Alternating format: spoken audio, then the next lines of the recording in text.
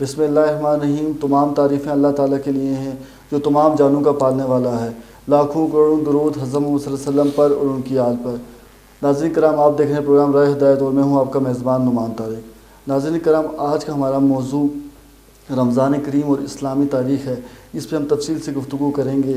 ہم یہ جانیں گے کہ رمضان کریم میں کون کون سے اسلامی واقعات ہوئے ہیں۔ تفصیل سے علامہ صاحب سے پوچھیں گے سوال۔ آپ سے ان کو تعارف کراتے چلوں، کسی بھی تعارف کے محتاج نہیں۔ علامہ محمد طیب صاحب، بہت بہت شکریہ کہ آپ اسٹوڈیو میں آئے۔ طیب بھائی، سب سے پہلے یہ بتائیے گا کہ رمضان کریم میں کون کون سے واقعات پیش آئے؟ بسم اللہ الرحمن الرحیم۔ الصلاۃ والسلام علیک یا سیدی یا رسول اللہ وعلی آلک واصحابک یا سیدی یا حبیب اللہ۔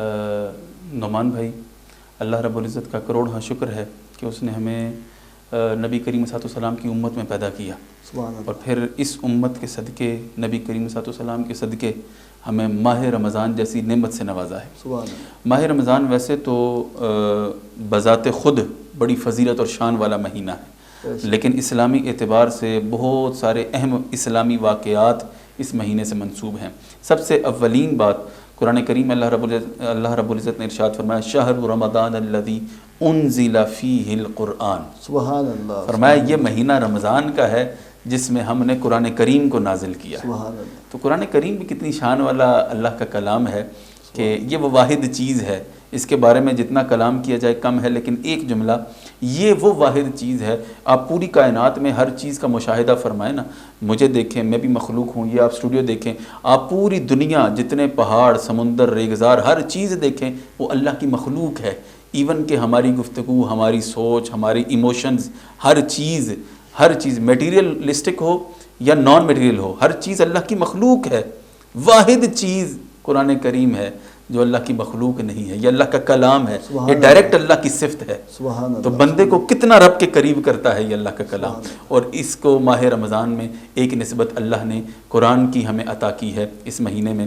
دوسرا، اگر ہم ابتدائی تاریخ سے چلیں تو یکم رمضان المبارک جو ہے وہ حضور غوث اعظم رضی اللہ عنہ، یہ سید الاولیاء، سبحان اللہ، ان کی آپ سیرت اور کردار کے بارے میں تفصیل۔ حضور غوث اعظم کے حوالے سے میں عرض کروں کہ حضور غوث اعظم کی شخصیت ایسی شخصیت ہے کہ غوث اعظم درمیان اولیاء، سبحان اللہ، چوں محمد درمیان انبیاء، سبحان اللہ۔ غوث اعظم کو بین الاولیاء وہ فضیلت اور مقام حاصل ہے جو انبیاء کے درمیان ہمارے آقا حضور صلی اللہ علیہ وسلم کو حاصل ہے۔ سبحان اللہ۔ جیسے انبیاء میں اعلیٰ و عرفہ کریم آقا علیہ السلام ہیں، اسی طرح اولیاء میں اعلیٰ اور عرفہ حضور غوث اعظم ہیں۔ اور حضور غوث اعظم کی شخصیت کے حوالے سے کتنی کمال بات ہے کہ یہاں پر یہ بات بھی سمجھنے کی ضرورت ہے کہ ولایت یا اللہ کا ولی ہونا، اس کے لیے یہ ضروری ہے کہ انسان شریعت پر عامل ہو، شریعت پر عمل کرتا ہو، دین کا عالم ہو، تو پھر وہ ولایت کی طرف جا سکتے۔ کوئی جاہل، شریعت کا باغی، کوئی ایسا بندہ جو شعبدہ بازی دکھائے، دیکھیں جادو، اس کا کوئی بھی عمل وہ جادو ہو سکتا ہے، کوئی شعبدہ بازی، ولایت نہیں ہو سکتا۔ تو میں بالخصوص حضور غوث اعظم کے حوالے سے عرض کروں کہ حضور غوث اعظم کی زندگی کیسی سیرت اور کردار ہے کہ اگر آپ کے والد گرامی کی بات کریں تو والد گرامی ایک سیب کھاتے ہیں اور اس سیب کا مالک ڈھونڈنے کے لیے کتنا سفر کرتے ہیں، پھر کتنے سال باغ کی رکھوالی کرتے ہیں، پھر ایک ان کی بیٹی سے شادی کرتے ہیں، وہ ایسی بیٹی کہ وہ باغ کا مالک کہتا ہے کہ ایسی بیٹی ہے، ابھی کہا اتنے سال رکھوالی کر لی ہے، اتنا سفر کر لیا ہے، ہر بات مانی ہے، کیا حضرت ابو صالح محمد موسیٰ جنگی دوست رحمۃ اللہ تعالیٰ علیہ، حضور غوث اعظم کے والد گرامی، وہ فرماتے ہیں کیا مجھے اب وہ سیب معاف ہو گیا؟ تو کہا کہ نہیں، اب سیب ابھی معاف نہیں ہوا، ایک شرط باقی ہے۔ وہ کیا؟ یہ نہیں کہا کہ پہلے تو یہ شرط نہیں تھی، یہ نہیں تھا۔ سیب کتنا خوف الہی ہے، خشیت الہی کا معیار کیا ہے؟ کہا ایک میری بیٹی ہے، تم اس سے شادی کرو تب معاف ہوگا، لیکن وہ بیٹی ایسی ہے کہ آنکھوں سے اندھی ہے، کانوں سے بہری ہے، اور ٹانگوں سے وہ معذور ہے، بازوؤں سے معذور ہے، نہ بینائی ہے، نہ زبان ہے، نہ بول سکتی ہے، نہ سن سکتی ہے، نہ دیکھ سکتی ہے، نہ چل سکتی ہے، نہ ہاتھ ہے، نہ پاؤں ہے۔ تو ایک ایسی بظاہر آپ سوچئے نا معاشرے میں، یہ تو زندہ لاش ہے، ایک ایسی لڑکی سے شادی کرنی ہے، جرم کیا ہے؟ ایک سیب بغیر اجازت کے کھا لیا ہے۔ اللہ اکبر، تقوی خود آئے، اور کسی نے یہ بھی نہیں، شکوہ بھی نہیں کیا، سزا بھی نہیں دی۔ اور پھر دیکھیے کہ یہ تقوی کا معیار دیکھیے، میں نے وہ کہا نا کہ تقوی کا معیار یہ تھا کہ وہ ایک سیب معاف کروائے کہ کہیں اس سیب کی پکڑ مجھے اگلے جہان میں نہ ہو، مجھے جواب نہ دینا پڑے، کیونکہ حقوق العباد کا معاملہ ہے تو ہم حقوق العباد کے حوالے سے علیحدہ ڈسکشن کر لیتے ہیں۔ تو میں عرض یہ کر رہا تھا کہ وہ ایک سیب کہا، اچھا پھر جب شادی ہو گئی تو دیکھا کہ وہ لڑکی تو صحیح سلامت ہے اور خوبصورت ہے، ایک دو شیزہ ہیں بیٹھی ہوئی، تو پوری رات مصلی بچھا لیا۔ شب عروسی میں شادی کی رات پوری رات مصلی پر گزری۔ جیسے ہی صبح ہوئی فوراً کمرے سے نکلے اور ان کے پاس پہنچے، کہا حضرت آپ نے تو فرمایا تھا کہ نہ ہاتھ ہے نہ پاؤں ہیں نہ آنکھیں ہیں نہ کان ہیں، لیکن وہاں جو میرے کمرے میں جو خاتون بیٹھی ہیں وہ تو ماشاءاللہ ان تمام صفات سے متصف ہیں۔ تو انہوں نے کہا کہ میں نے جو کہا تھا اس کا مطلب یہ تھا کہ میری بیٹی کی آنکھیں اندھی ہیں، اس کا معنی یہ ہے ساری زندگی اس نے کوئی ایسی شے نہیں دیکھی جو اللہ کی ناراضگی والی ہو۔ کانوں سے بہری ہے، معنی یہ ہے کہ ساری زندگی کوئی ایسی بات سنی تک نہیں جو اللہ کی ناراضگی کا سبب ہو، اور قدم کسی ایسی جانب نہیں چلے جو اللہ کی نافرمانی والا راستہ ہو، ہاتھوں نے کوئی ایسا کام نہیں کیا، ہاتھ کسی ایسی چیز کی جانب نہیں اٹھے جو اللہ کی ناراضگی کا سبب ہو۔ تو جب ایسے والدین ہوں تو پھر اولاد بھی حضور غوث الاعظم جیسی ہوتی ہے۔ پھر حضور غوث اعظم کا معیار کیا تھا، میں ایک بات عرض کروں آپ کے علمی معیار کے حوالے سے۔ حضور غوث اعظم رضی اللہ تعالیٰ عنہ آپ کی بے شمار کرامات ہیں۔ کرامت کہتے ہیں خلاف عقل چیز کا واقع ہونا، جو عقل جس کو تسلیم نہ کرے، جس طرح نبی کریم صلی اللہ علیہ وسلم نے چاند کے 2 ٹکڑے کیے، سورج پلٹ آیا، یہ خلاف عقل چیزیں ہیں۔ خلاف عقل چیز جب کسی نبی سے ہو تو اسے معجزہ کہتے ہیں، جب کسی ولی سے ہو اسے کرامت کہتے ہیں۔ تو حضور صلی اللہ علیہ وسلم تو سید الاولیاء ہیں، تو کرامات تو آپ کی کثیر ہیں، لیکن ایک کرامت یہ تھی کہ آپ 10,000 اور ایک قول کے مطابق 40 ہزار کے اجتماع سے آپ درس حدیث کا واعظ فرماتے ہیں۔ اب دیکھیے وہ زمانہ ہے جب لاؤڈ سپیکر نہیں ہے، ساؤنڈ سسٹم نہیں ہے، 40,000 لوگوں کو آپ واعظ فرماتے ہیں۔ پہلے بندے کو جیسے آپ کی آواز آتی ہے ویسے ہی آخری بندہ آپ کی آواز سنتا ہے۔ اور ایک دن ایک بڑے محدث ہیں، وہ محدث ابن جوزی، محدثین کے درمیان ایک بڑا مقام ہے ان کا، ان کو کسی نے کہا کہ آپ حضور غوث اعظم کی بارگاہ میں چلیں، بڑے اللہ کے ولی ہیں، بڑا واعظ فرماتے ہیں۔ تو محدث ابن جوزی کہتے ہیں میں چلا گیا۔ جو علماء ہوتے ہیں نا، علم والا علم کی آنکھ سے دیکھتا ہے، جو خالی ذہن بندہ ہے جس کے پاس علم نہیں ہے وہ جو دیکھے گا وہ اس کوئی بھی چیز وہ ایکسیپٹ کر سکتا ہے، ریجیکٹ کر سکتا ہے، اس کا اپنا ذہن ہے جو جس کو تسلیم کر لے۔ وہ ہو سکتا ہے کوئی چیز غیر اہم ہو لیکن خالی ذہن بندہ اس سے امپریس ہو جائے، غیر اہم ہو لیکن اس سے امپریس ہو جائے۔ لیکن جو اہل علم ہے وہ کوئی بھی بات ہوتی ہے تو اس کو علم کے پیمانے پہ پرکھتا ہے۔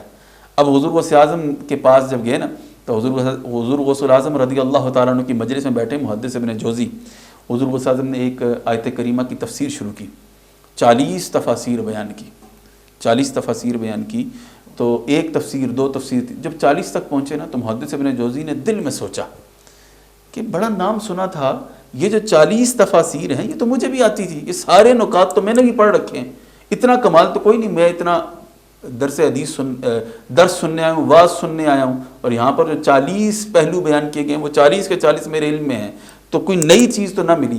تو جب 40 مکمل ہوئے تو پھر حضور غوث اعظم رضی اللہ تعالیٰ عنہ نے فرمایا، اور آپ حضور غوث اعظم کی ایک شان یہ ہے کہ آپ حسنی حسینی سید تھے، سبحان اللہ، حسری، یہ گولڈن سلسلۃ الذہب ہے، یہ گولڈن چین ہے، ٹھیک ہے۔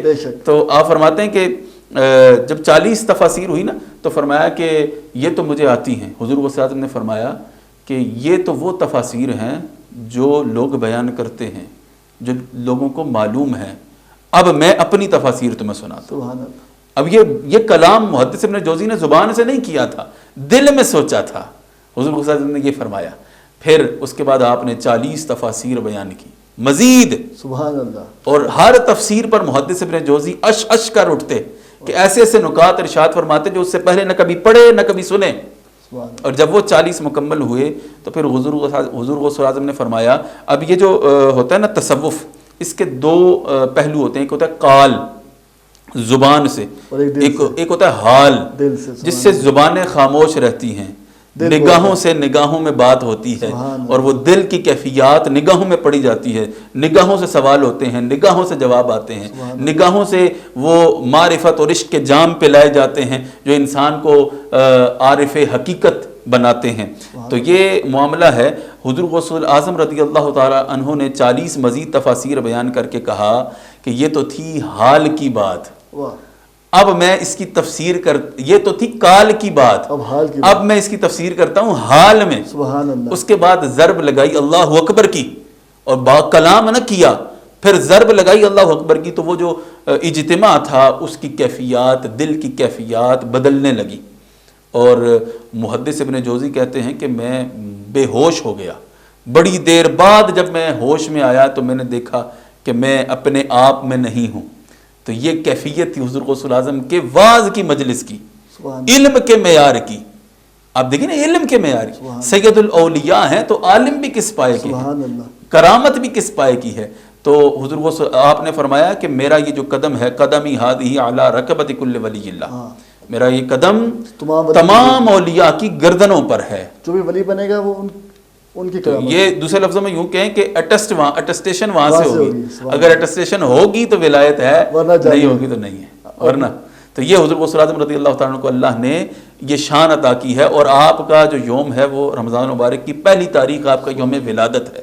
ان کی آپ علمی خدمات جو انجام دی ہیں وہ بھی بیان فرماتے ہیں، جو بکس نے لکھی ہیں، ان سے جو آپ کی حضور غوث اعظم رضی اللہ تعالیٰ عنہ کے حوالے سے غنیت الطالبین آپ کی معرکۃ الآراء تصنیف ہے، اگرچہ اس حوالے سے بعض علماء کا اختلاف ہے، وہ کہتے ہیں کہ اس میں کچھ الحاقات ہیں کہ آپ کے وصال کے بعد، دیکھیں صدیاں گزر گئی نا، تو ایسا ہوتا ہے کہ علم کی چیزیں محفوظ رکھنا۔ میں ایک بات کہا کرتا ہوں کہ تاریخ انسانی کا، حضرت آدم علیہ السلام سے لے کر آج تک تاریخ انسانی کا اگر کوئی علمی شاہکار ہے نا، اگر کوئی علمی شاہکار ہے تو وہ علم حدیث ہے۔ بے شک جو علم حدیث کے اصول و ضوابط محدثین نے متعین کر دیے۔ اب دیکھیں کتنی عجیب بات ہے کہ آج 1450 سال گزرنے کے بعد بھی کوئی حدیث آپ اٹھا لیجئے، اس کو پرکھیے ان اصولوں پر، اس چھلنی سے گزاریے، پتہ چل جائے گا یہ جعلی ہے یا اصلی ہے۔ تو ایسا تو ہوا کہ بنو عباس کے دور میں، دیگر ادوار میں کئی کتب احادیث میں بہت ساری احادیث شامل کر دی گئی، شامل کی گئی، اور وہ آج بھی پرنٹڈ ہیں، لیکن اس کو جب بھی کوئی اہل علم دیکھتا ہے تو اس پہ بحث کرتے بڑی آسانی سے نکھار آ جاتا ہے، تو حدیث کا پتہ چل جاتا ہے یہ صحیح ہے، یہ ضعیف ہے، یہ موضوع ہے، یہ متروک ہے، یہ شاذ ہے، یہ منسوخ ہے، کیا ہے، پتہ چل جاتا ہے۔ تو انسان، تو یہ ایک قرآن کریم کا تو معاملہ الگ ہے نا، اس کی حفاظت کا ذمہ تو اللہ تعالیٰ نے لے لیا ہے۔ تو حدیث مبارکہ یہ تاریخ انسانی، صرف ہماری امت نہیں، حضرت آدم علیہ السلام سے لے کر آج تک اور قیامت تک کے لیے سب سے بڑا علمی شاہکار یہ علم اصول حدیث ہے، جس نے ایسے اصول و ضوابط متعین کر دیے جس میں اصلی اور جعلی کی پہچان ممکن ہے۔ تو باقی دیگر جو کتب ہیں ان میں کچھ ایسی چیزیں الحاق کا شامل ہو جاتی ہیں، تو جو شامل ہوتی ہیں پھر علماء ان پہ ان کی وضاحت بھی کرتے ہیں کہ حضور غوث اعظم کے یہ فرامین، فلاں تصنیف، فلاں سے یہ پتہ چلتا ہے کہ حضور غوث اعظم رضی اللہ تعالیٰ عنہ کی تصنیف میں یہ چیزیں جو ہیں یہ شامل کی گئی ہیں، یہ ان کا عقیدہ نہیں تھا، تو اس کا نکھار بھی ممکن ہے۔ بہرحال یہ بھی ممکن ہے کہ کوئی کسی ولی کی کتاب میں کوئی چیز شامل کر دے، کیونکہ صدیوں کا فاصلہ ہے نا، اور کتاب ہماری زبان میں لکھی بھی نہیں گئی تھی، تو اب اس طرح کے معاملات ہوتے ہیں۔ خیر بہرحال حضور غوث اعظم رضی اللہ تعالیٰ عنہ نے اپنے گھر سے تعلیم کا تو جو آپ کا معیار ہے وہ تو یہ ہے کہ والد گرامی وفات پا چکے ہیں، اور بچپن میں اپنی والدہ سے کہا کہ میں پڑھنا چاہتا ہوں۔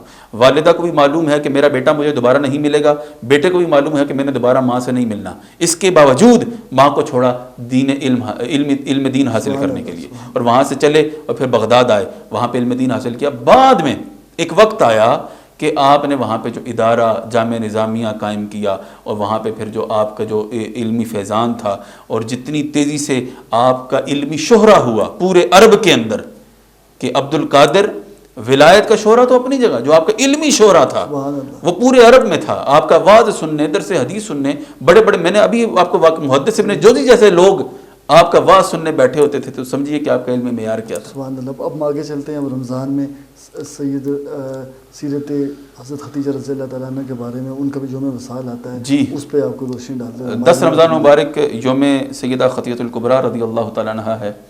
آپ کی شان بیان کرنے کے لیے الفاظ میرے پاس شاید نہ ہوں, لیکن اس سے بڑی شان کیا ہو سکتی ہے کہ آپ زوجہ ہیں جان کائنات حضور سرور عالم صلی اللہ علیہ وسلم کی, سبحان اللہ, اور پہلی زوجہ اور ایسی زوجہ کہ قیامت تک جو نسل مصطفیٰ کریم علیہ السلام چلنی ہے, جو سادات کی جو پوری ایک چین ہے قیامت تک کی, وہ اولاد سیدہ خدیجہ الکبریٰ رضی اللہ تعالیٰ آپ کی جنت کے سرداروں کی نام. جی سبحان اللہ.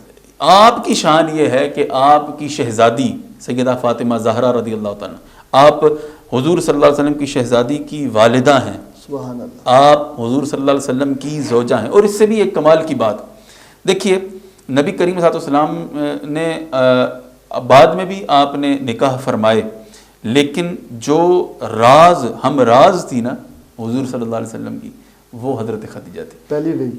اس سے بھی لطیف بات یہ ہے کہ جو اس اعلان نبوت یا پہلی وحی کا سب سے پہلا جو ہمراز کریم آقا نے بنایا وہ حضرت خدیجہ کو بنایا. یہ کتنی عظیم شان ہے. اور پھر حضرت خدیجہ رضی اللہ تعالی عنہا نے آپ کو چھوڑا نہیں, حالانکہ حضرت خدیجہ رضی اللہ تعالی عنہا نے آپ کو اس وقت ساتھ دیا, اس وقت جب سب خلاف تھے, جب امکان نہیں تھا کہ کوئی ساتھ اٹھے گا, اس وقت حضرت خدیجہ رضی اللہ تعالیٰ نے ایک خاتون ہو کر آپ کے ساتھ کھڑی ہو اور فرمایا کہ آپ پریشان نہ ہوں, آپ کا اللہ آپ کو کبھی تنہا نہیں چھوڑے گا. سبحان اللہ. اور پھر آپ ایک کاروباری خاتون تھی, اور آپ ایک رئیس تھی, آپ کے مال و دولت کثیر اللہ نے عطا کیا تھا, سارے کا سارا مال آپ نے دین اسلام پر قربان کیا, سارے کا سارا مال. اور جب تک حضرت خدیجہ رضی اللہ تعالیٰ عنہ حیات تھی, کریم آقا علیہ السلام نے کوئی دوسرا نکاح نہیں فرمایا. اور جو آپ نے حضرت سیدہ عائشہ صدیقہ رضی اللہ تعالیٰ عنہ سے نکاح فرمایا نا, تو آپ ان کے سامنے اکثر حضرت خدیجہ کا ذکر کرتے تھے. اور آخر تک معمول یہ تھا کہ گھر میں جب بھی کوئی چیز پکتی نا, پہلے محلے میں حضرت خدیجہ رضی اللہ تعالیٰ عنہ کی سہیلیوں کے گھر بھیجتے تھے. سبحان اللہ. کہ یہ میری بیوی کی جو ہیں چاہنے والی ہیں, ان کی سہیلیاں, ان کے گھر جاتا تھا تو تعریف کرتے تھے اکثر حضرت عائشہ کے سامنے, حضرت ام المومنین سیدہ طیبہ طاہرہ سیدہ عائشہ صدیقہ رضی اللہ تعالیٰ عنہ کے سامنے تعریف کرتے تھے حضرت خدیجہ کی. تو حضرت عائشہ نے ایک دن عرض کی, یا رسول اللہ, میں آپ کے نکاح میں ہوں اور میں جوان بھی ہوں, اور آپ ایک بوڑھی عورت کی جو گزر چکی ہے اس کی اتنی تعریف کرتے ہیں. تو آپ نے فرمایا کہ عائشہ مجھے کبھی خدیجہ کے معاملے میں دکھ نہ دینا, یعنی اتنی محبت فرماتے تھے. اور سیدہ عائشہ سے بھی آپ کا جو تعلق ہے, جو محبت ہے, اس کی بھی ہم بات کریں گے, لیکن یہاں پر جو بات ہے سیدہ خدیجہ الکبریٰ رضی اللہ تعالیٰ عنہ, حضور صلی اللہ علیہ وسلم ان سے بے پناہ محبت فرماتے تھے. اور تمہیں پہلی اسلام لانے, ظاہر ہے جب پہلی ہمراز وہ تھی, ساتھ کھڑی ہوئی, تو اب دیکھیں جب معراج پہ گئے تھے تب بھی. جی, تو کتنے اللہ رب العزت نے یہ شانیں عطا کی ہیں, اور یہ کتنا خوبصورت چین ہے جو نسل مصطفیٰ کریم علیہ السلام حضرت خدیجہ سے چلی. سبحان اللہ. اب ہم آگے چلیں گے, حضرت عائشہ صدیقہ رضی اللہ تعالیٰ عنہ کے بارے میں بات کریں گے, ان کا بھی رمضان میں. جی, سیدہ عائشہ صدیقہ رضی اللہ تعالیٰ عنہ کے حوالے سے میں یہ عرض کروں کہ دیکھیے, میں ایک معاشرتی بات کرنا چاہتا ہوں یہاں پر.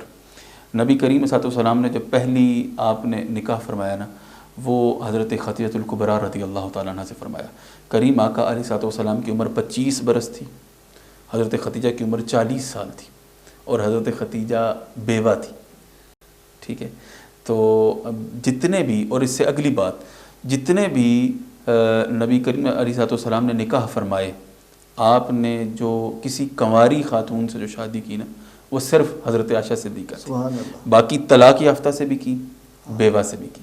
اور میں یہ عرض کرتا چلوں کہ یہ جتنی ازواج ہیں نا, قرآن کریم نے کہا کہ یہ مومنوں کی مائیں ہیں, ازواجہ امہاتہم, یہ مومنوں کی مائیں ہیں. اب دیکھیے نا, یہ اب بات کیا ہے کہ مومنوں کی مائیں ہیں, تو ہمارے ہاں معاشرے میں ایک بڑا نیگیٹو ایک سوچ پائی جاتی ہے طلاق یافتہ کے متعلق, بیوہ کے متعلق. بہت زیادہ۔ جو کوئی کسی کو طلاق ہو جائے یا کوئی خاتون بیوہ ہو جائے، اس کا مستقبل ہمارے معاشرے میں تاریک ہے، بہت برا اس کو کہتے ہیں، اس پہ تانے دیتے ہیں، اور پھر اس کا مستقبل بھی کچھ نہیں بنتا، آئندہ اس کے گھر بسنے کا امکان بہت کم ہو رہ جاتا ہے، اپنے گھر والے بھی سپورٹ نہیں کرتے باہر کے تو مشکل، اور معاذ اللہ رب العزت معاف فرمائے، منحوس اور اس طرح کی باتیں کہ اس کی سبب سے یہ وغیرہ وغیرہ. تو ہمیں یہ سوچنا چاہیے کہ ہماری مائیں ایسی ہیں جنہیں طلاق ہوئی، ہماری مائیں ایسی ہیں جو بیوہ بھی تھیں، تو پھر ان سے کریم آقا صلی اللہ علیہ وسلم نے نہ صرف شادی کی بلکہ ایسے منصب پہ بٹھایا کہ اپنی نسل بھی ان سے چلی، اور قیامت تک کے لیے، اور ان کی تعریف و توصیف میں جو چیزیں بیان کی وہ بھی کمال ہیں. اور پھر یہ اس لیے ہمیں معاشرتی طور پر اس پہلو سے نکلنا چاہیے، یہ ایک معاشرتی اصلاح کی بات میں کر رہا ہوں کہ ہمیں اس پہلو سے نکلنا چاہیے کہ ہم یہ خواتین کو ڈیگریڈ کرنا اس وجہ سے کہ اس کے شوہر کی ڈیتھ ہو گئی ہے، یا خدا نخواستہ کسی کا شوہر تکرار ہوئی یا کوئی ایسا معاملہ ہے کہ شوہر کے ساتھ نہیں بن پائی، تو اگرچہ ناپسند ہے مگر شریعت نے ایک راستہ دیا ہے. ہاں، ہمارے یہاں یہ تصور کیا جاتا ہے کہ جی بس لڑکی اگر کسی گھر میں جائے تو بس وہاں پہ مرنے تک وہیں رہے. یہ تصور انتہائی باطل ہے. اگر نہیں بن پا رہی، اگر ایسا ہوتا تو سورۃ طلاق نہ آتی. جی، تو اگر نہیں بن پا رہی کوئی ایسا معاملہ ہے کہ وہ نہیں چل پا رہے، کوئی صورت نہیں ہے.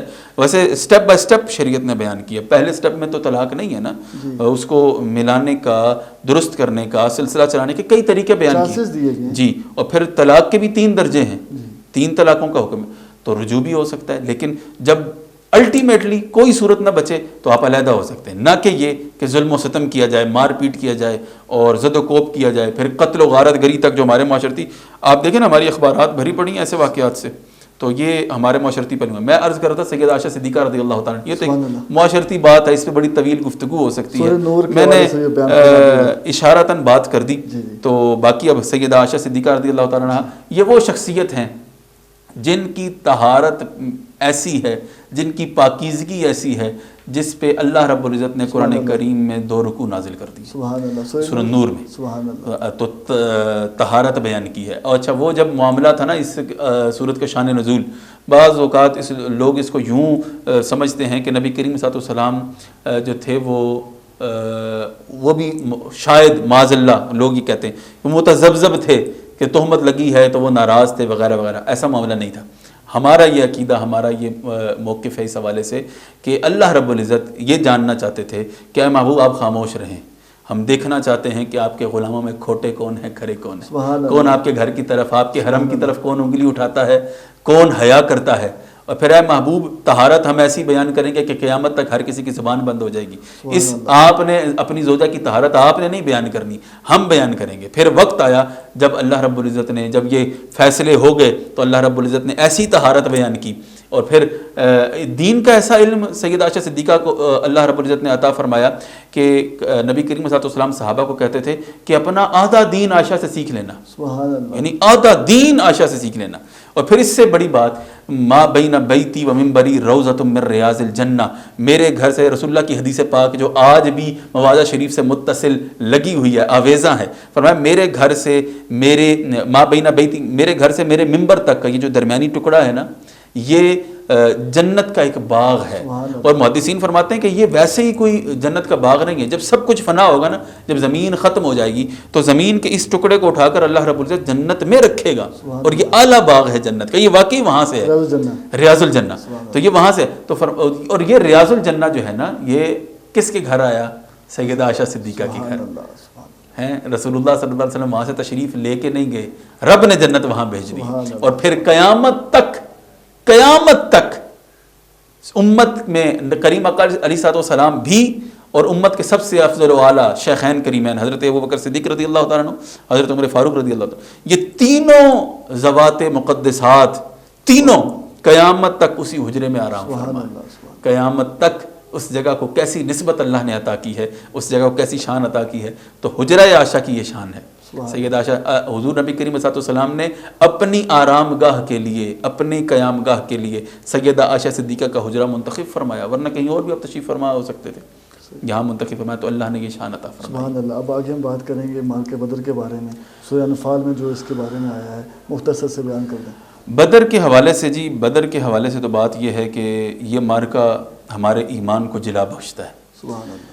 یہ ہمیں اس زمانے میں اتنا میٹیریلسٹک کر دیا گیا ہے کہ ہم ویپنز گنتے ہیں, بمز کتنے ہیں ہمارے پاس. اچھا اگر فلاں ملک سے جنگ ہو تو ہمارے جو انالیسز کرنے والے لوگ ہیں, انالسٹ, وہ اس اعتبار سے ہمیں پرکھتے ہیں کہ بھائی ان کے پاس اس کیٹیگری کے بمز ہیں, ان کے پاس اس کیٹیگری کے بمز ہیں, ان کے پاس اتنی فوج ہے, ان کے پاس اتنی فوج ہے, ان کی اکانومی اتنی سٹرونگ ہے, ان کی اکانومی اتنی سٹرونگ ہے. یہ اسلامک فلسفی نہیں ہے بھائی, یہ آج کی میٹیریلسٹک دنیا ہے, یہ اسلامک فلسفی نہیں ہے. اسلامک فلسفی تو وہ ہے جو بدر میں پیش ہوئی تھی. سبحان اللہ. وہ بدر میں پیش ہوئی. وہ کیسے لوگ تھے جو 1000 کے مقابلے میں 313 آ گئے. اب مجھے بتائیے نا, پھر وہ 313 بھی نہتے تھے.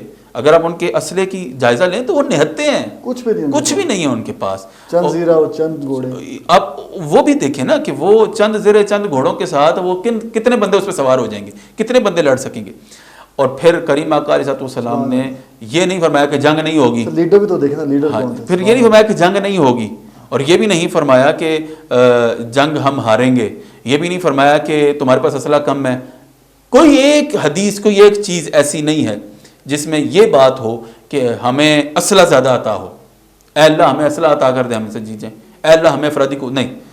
دعا فرمائی کہ یا اللہ تیرے دین پہ تیرا نام لینے والے یہی ہیں جو یہاں آ گئے ہیں, اگر آج یہ مٹ گئے تو پھر تیرا نام لینے والے کوئی نہیں ہوں گے. اچھا رسول اللہ صلی اللہ علیہ وسلم دعا فرماتے ہیں اپنے خیمے کے پاس, دعا فرما رہے ہیں اور رو رہے ہیں, اشک جاری ہیں, رو رہے ہیں. قریب حضرت سیدنا ابو بکر صدیق رضی اللہ تعالیٰ عنہ کھڑے. آپ نے کملی مبارک نا یوں سر پہ ہے, تو روتے روتے جب آپ دعا میں رکت کا ماحول ہے تو کملی مبارک سرکتی ہے سر سے. حضرت ابو بکر صدیق رضی اللہ تعالیٰ عنہ پھر سر پہ رکھتے ہیں, عرض کرتے ہیں یا رسول اللہ بس کیجیے یا رسول اللہ. پھر دعا فرماتے. پھر جب یہ 3-4 بار یہ معاملہ ہوا تو سیدنا صدیق اکبر بھی اپنے آقا کی کیفیت کو دیکھ کے رو رہے ہیں, کیونکہ وہ منظر پچھلا دیکھیں نا آپ, وہ مکے کے بازاروں میں وہ مسلمانوں کو لٹانا, ان پہ گرم ریت, ان کے بلال حبشی کے منہ میں انگارے رکھنا, وہ شاب ابی طالب کی گھاٹیاں, وہ ہجرت حبشہ, وہ ہجرت مدینہ کے معاملات, وہ رسول اللہ کے گھر کا محاصرہ, یہ سب کچھ گزر چکا ہے. وہ تکلیفیں دیکھنے کے بعد اب یہ دن آیا ہے کہ اب مارکا ہونے جا رہا ہے. تو یا اللہ یہ بڑے ظلم و ستم کے ستائے ہوئے تیرے بندے ہیں اور یہی ہیں. تو جب یہ بار بار فرمایا نا, پھر کریم آقا علیہ السلام نے فرمایا اے ابو بکر بشارت ہو, وہ دیکھو قطار اندر قطار اللہ نے فرشتے اتار دیے. اور پھر جب مارکا سرزد ہوا تو ایسا مارکا, جب وہ مارکا وجود میں آیا تو پھر ایسا مارکا ہوا کہ اللہ نے اسے یوم فرقان کے نام سے یاد کیا. اور وہ ایسا مارکا ہے جو رہتی انسانیت تک کے لیے مثال ہے کہ اگر جذبہ بدر پیدا ہو تو آج بھی اقبال کہتا ہے اتر سکتے ہیں قطار اندر قطار فرشتے, آج بھی اتر سکتے ہیں. بے شک. تو یہ ممکن ہے. تو ہمیں بطور مسلمان اس چیز کی ضرورت ہے کہ ہم مارکہ بدر سے یہ سیکھیں کہ ہمیں اس چیز سے خوفزدہ ہونے کی ضرورت نہیں ہے کہ ہم اپنے ہر چیز پر کمپرومائز کرتے چلے جائیں اس وجہ سے کہ ہماری اکانومی بیٹھ جائے گی, اس وجہ سے کہ WHO ہم پہ پابندی لگا دے گا, اس وجہ سے کہ اقوام متحدہ ہمارے خلاف ہو جائے گی. یہ چیزیں بطور مسلمان ہمارے لیے درست نہیں. ٹھیک ہے اسباب پر بھی مناسب توجہ کی ضرورت ہے, لیکن اصل تو نہیں ہے نا. اصل تو ہمارے نزدیک دین ہے, اصل تو ہمارے نزدیک مارکہ بدر ہے. کاش کہ ہمارے ہاں ایسے ماحول پیدا ہو کہ ہم میں دوبارہ صلاح الدین ایوبی آئیں, محمود غزنوی آئیں, ہم میں دوبارہ کوئی خالد بن ولید جیسے سپہ سالار آئیں, تو پھر دیکھیں کہ کفر پہ لرزہ کیسے طاری ہوتا ہے. ضرورت اس بات کی ہے, اور بدر سے یہی ہمیں پیغام ملتا ہے. اور اس دن کفار کی جو, اور پھر سب سے کمال کی بات, اپنے غلاموں کا کریم آقا علیہ السلام نے حوصلہ کیسے بڑھایا. آپ نے نا جنگ سے پچھلے دن میدان بدر کا وزٹ فرمایا اور نشان لگائے. کون کس نے کہا مرنا ہے کہ فلاں, فرمایا فلاں بن فلاں یہاں گرے گا اور یہ مارے گا, فلاں بن فلاں یہاں فلاں. اور صحابہ کہتے ہیں جب جنگ ختم ہوئی نا تو ہم نے دیکھا کہ وہ جو بندہ جس کے بارے میں جہاں نشان لگایا تھا کریم آقا نے وہیں پہ پڑا ہے, اندازہ کیجئے. اور پھر وہ جب وہ ابو جہل پر وہ دو نوجوان حملہ آور ہوئے تو وہ جو بازو آڑے آ رہا تھا نا, ایک بازو پہ وار ہوا نا تو بازو لٹک گیا. اب وہ بازو جب تلوار چلاتے تھے دوسرے ہاتھ سے تو وہ بازو ہلتا تھا, چونکہ وہ اس پہ کنٹرول نہیں رہا, وہ کٹ چکا تھا آدھے سے زیادہ, تو اپنے پاؤں کے نیچے رکھ کے اسے اتار دیا کہ یہ جنگ میں رکاوٹ بنا. آپ ان کے جذبے کو سوچئے کس لیول کا جذبہ ہے. ہم تو یہ جذبہ کیسے آتا ہے؟ یہ جذبہ عشق مصطفیٰ سے آتا ہے، خوف خدا سے آتا ہے. اللہ کریم امت مسلمہ کو پھر عروج عطا فرمائے. سبحان اللہ. اب ہم فتح مکہ پہ بات کریں گے، پھر اس کے بعد ہم چلیں گے آخر میں شہادت مور علی پہ. اچھا، ایک فتح مکہ سے پہلے وہ ایک پوائنٹ ہے ماہ رمضان میں سیدہ فاطمہ زہرا رضی اللہ عنہا، وہ 3 رمضان مبارک آپ کا یوم وصال ہے، تو ان کے حوالے سے سیدہ فاطمہ زہرا رضی اللہ تعالیٰ عنہ کے حوالے سے میں آپ کو ایک حدیث سناتا ہوں. حدیث مبارکہ کریم آقا علیہ السلام نے فرمایا فاطمہ میرے جگر کا ٹکڑا ہے، جس نے فاطمہ کو تکلیف دی اس نے مجھے تکلیف دی، اور جس نے مجھے تکلیف دی اس نے اللہ کو تکلیف دی. اس بات پہ تو میرا خیال ہے بات ختم ہو جاتی ہے. اس سے بڑھ کر کیا بات ہو سکتی ہے کہ فاطمہ کو تکلیف دینا رسول اللہ کو تکلیف دینا ہے، اور رسول اللہ کو تکلیف دینا اللہ کو تکلیف دینا. کتنی عجیب بات ہے کہ سیدہ فاطمہ زہرا، سیدہ طیبہ طاہرہ فاطمہ زہرا سلام اللہ علیہا، آپ کی ذات جس سے فاطمہ راضی ہو گئی اس سے رسول اللہ راضی ہو گئے، جس سے رسول اللہ راضی ہو گئی اس سے اللہ راضی ہو گئی. یعنی کیسا فارمولہ مل گیا نا، کیسا فارمولہ مل گیا. اللہ کو منانا ہے تو رضائے سیدہ حاصل کر لیں، اور اگر آپ سے سیدہ ناراض ہوں تو جان لیں کہ اللہ اور اللہ کے رسول بھی ناراض ہو گئے. جنت میں عورتوں کی سردار جی، اور جنت میں اور کیسی شان ہے، کمال بات کر دی کہ فرمایا کہ یہ جنتی عورتوں کی سردار سیدہ فاطمہ ہیں، اور انہی کے شہزادے امام حسن امام حسین، فرمایا الحسن والحسین سیدہ شباب اہل الجنہ، فرمایا یہ جنتی جوانوں کے سردار، عورتوں کی سردار، ماں والدہ جنتی عورتوں کی سردار ہیں، شہزادے دونوں جنتی جوانوں کے سردار ہیں. کیسا عظیم گھرانہ ہے یہ جو نبی کریم صلی اللہ علیہ وسلم کا گھرانہ ہے، اس کی شان ہی نرالی ہے. انشاءاللہ ہم سیدہ فاطمہ پہ ایک تفصیل سے پروگرام کریں گے صاحب. اب ہم بات کرتے ہیں فتح مکہ پر اور شہادت امام. جی، فتح مکہ کے حوالے سے دیکھیں یہ 8 ہجری میں ہوا. حضور علیہ السلام کے ظاہری حیات مبارکہ میں جو آپ کی وصال با کمال سے 2 سال قبل فتح مکہ ہوتا ہے. فتح مکہ ایک ایسا وقت ہے جب اسلام کو اللہ نے عروج عطا کیا. انا فتحنا لک فتحا مبینا، فتح مبین ہے.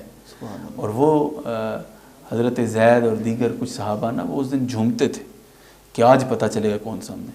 اور پورا مکہ، پورے کا پورا مکہ بالکل فلیٹ ہو گیا تھا، بالکل فلیٹ ہو گیا.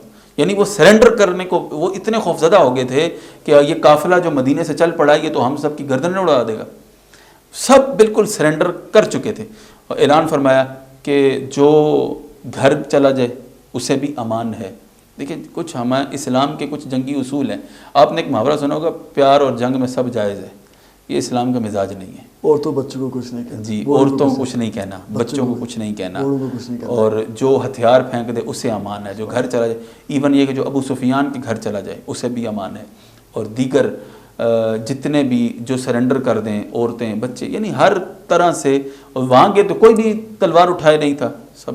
اور وہ انہوں نے جو بندے اکٹھے ہوئے انہوں نے کہا کہ ہمیں امید ہے کہ آپ ہمیں معاف کریں گے. پھر کیسا دن تھا آپ سوچیں نا. یہ جو عمر مبارک ہے حضور نبی کریم صلی اللہ علیہ وسلم کی 40 سال کی عمر میں آپ اعلان نبوت فرماتے ہیں، 63 سال کی عمر میں پردہ فرماتے ہیں. آپ کی عمر 61 سال ہے، عمر ظاہری عمر مبارک 61 برس ہے جب فتح مکہ ہو رہا ہے. ٹھیک ہے، اور 40 سال کی عمر میں یعنی 21 برس، یہ پچھلے 21 برس کا آپ ذرا 1 منٹ میں ذرا تصور کیجئے. وہ 21 برس کیسے ہیں؟ معاشی بائیکاٹ ہے، شاب ابی طالب ہے، مارکہ بدر ہے. بدر میں کیسے کیسے حضور صلی اللہ علیہ وسلم کے صحابہ جو وہ شہید ہوئے ہیں. اور وہ احد میں آپ کے چچا شہید ہوئے، ایسا شہید ہوئے کہ حضور صلی اللہ علیہ وسلم روتے تھے. اور جب کفن، جی کفن جب چادر آپ کے اوپر دی نا حضرت، کفن اسلام چونکہ اتنا ابھی وسائل میں نہیں تھا تو جو چادریں تھیں نا وہ ایک ایک چادر آئی کفن میں، تو وہ سر چہرہ ڈھانپتے تو قدم ننگے ہوتے، قدم کی طرف کرتے. کیسا دور تھا. اور وہ سال جس سال میں آپ کے چچا کا انتقال ہوا ہے، آپ نے اس سال کو عام الحزن قرار دیا. فرمایا کہ میرے لیے غم کا سال ہے. قریب اتنی محبت فرماتے تھے. اب سوچئے مارکہ بدر سوچئے، احد سوچئے، خندق سوچئے، کیسے کیسے جانثار پیارے میرے آقا کریم صلی اللہ علیہ وسلم کے شہید ہو گئے. ٹھیک ہے، اور وہ تکلیفیں سوچئے، وہ شاب ابی طالب کی گھاٹی سوچئے، وہ بیماری سوچئے. حضرت خدیجہ کو شاب ابی طالب کی گھاٹی میں جو بیماریاں لگی تھی، پھر وصال تک آپ ان بیماریوں میں رہی. کتنی کتنی تکلیف دہ چیزیں ہیں یہ کوئی چھوٹی باتیں.